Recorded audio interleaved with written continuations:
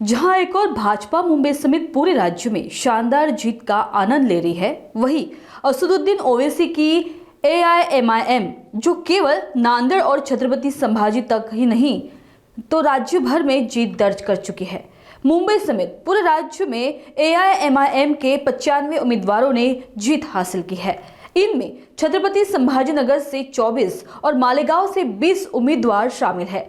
इससे साफ है कि मुस्लिम समुदाय, जिसे अब तक कांग्रेस का वोट बैंक माना जाता था, अब एआईएमआईएम की ओर मुड़ गया है। राज्य में हुए 29 नगर निगम चुनाव के परिणामों में भाजपा सबसे बड़ी पार्टी बनकर उभरी, लेकिन एआईएमआईएम ने भी राज्य में अच्छा प्रदर्शन किया है। इन 29 नगर निगम चुनावों में से एआईएमआईएम ने छत्रपति संभाजीनगर, मालेगांव, धुले और नांदेड़ में अच्छा प्रदर्शन किया है, जहां उसके उम्मीदवारों ने 95 सीटें जीती है। छत्रपति संभाजीनगर में पूर्व एमआईएम सांसद इम्तियाज जलील पर हमले का प्रयास किया गया। इस पूरे विवाद के बीच एमआईएम ने वहां 24 सीटें जीतकर बड़ी जीत हासिल की है। इसके बाद मालेगांव में 20 उम्मीदवार, सोलापुर, धुले और नांदेड़ में 8-8 उम्मीदवार, यानी इन तीनों नगर निगमों में कुल 24 उम्मीदवार विजयी हुए हैं। एमआईएम ने अमरावती में 6, ठाणे में 5 और नागपुर में 4 सीटें भी जीती है। चंद्रपुर में भी एमआईएम ने अपनी जीत का खाता खोला है। इस जीत से यह स्पष्ट है कि मुस्लिम बहुल क्षेत्रों में ओवैसी का जादू चल रहा है। आइए सुनते हैं क्या कहना है असदुद्दीन ओवैसी का। तो सबसे पहले तो मैं आपके सवाल का जवाब देने से पहले 2 बात पहले बोलना चाहूँगा। एक तो ये कि कल जो बालासोर उड़ीसा में एसके मोहम्मद मकानदार का जो गौरक्षकों ने मॉब लिंचिंग के जरिए उनकी मारकर उनकी गाड़ी को रोककर हत्या की, मैं उसका सख्त मजम्मत करता हूं। और अफसोस की बात यह है कि उड़ीसा में बीजेपी की सरकार है।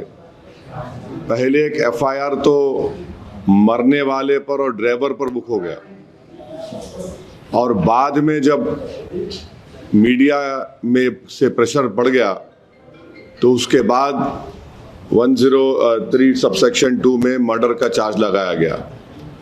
ये बीजेपी जहां जहां पावर में है वहां पर इस तरह से खुली छूट दी जा रही है सो कॉल्ड गौरक्षकों को। वो किसी को भी मार सकते, किसी को भी रोक सकते, मनमानी कर सकते, रूल ऑफ लॉ को ख़त्म कर सकते और फंडामेंटल राइट्स को ख़त्म कर सकते। और ये कंटिन्यूसली हो रहा है।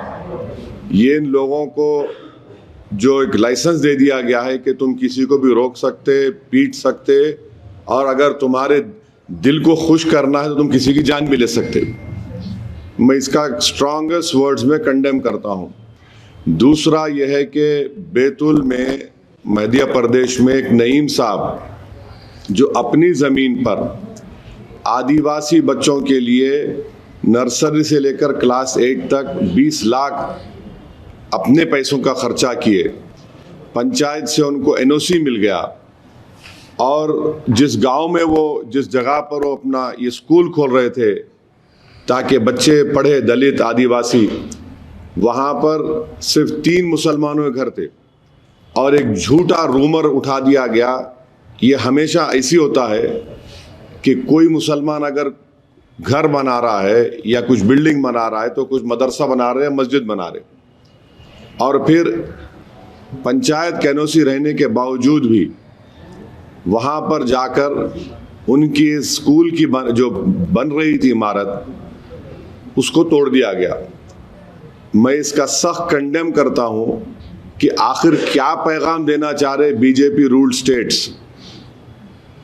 आखिर क्या पैगाम देना चाह रहे कि भाई आप कैसे मदरसा खोलेगा? वो 3 घर अगर गांव में मुसलमानों के स्कूल खोलना चाह रहा, अपने पैसों से पंचायत से एनओसी लिया वो।